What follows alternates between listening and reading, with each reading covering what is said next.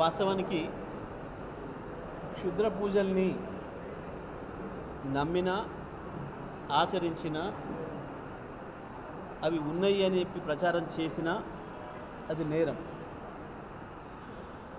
ఒక మంత్రి స్థాయిలో ఉండి క్షుద్ర పూజలు ఉన్నాయని చెప్పడం, ప్రజల్ని నమ్మించే పని చేసిన కోమటిరెడ్డి వెంకటరెడ్డి కూడా నేరస్తుడే.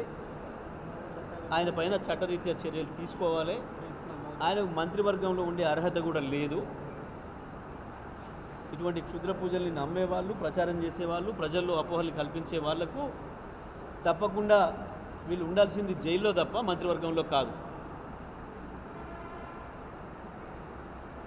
ఆయన ఉండాల్సింది జైల్లో తప్ప మంత్రివర్గంలో కాదు.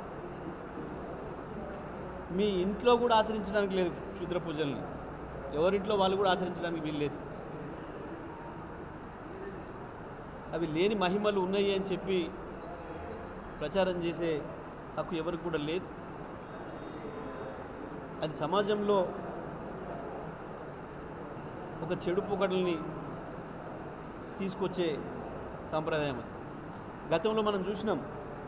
మనం నెల 2 నెలలకు ఒక వార్తనే వినేది గతంలో.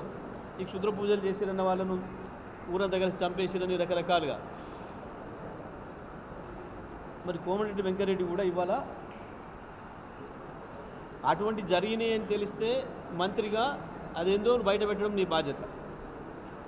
లేదు అవి ఉన్నాయి, దానివల్లనే అక్కడేదో జరిగింది అని కనుక నువ్వు చెప్పింది ఏదైతే ఉందో ఇది పూర్తిగా శిక్షార్హమైన నేరము.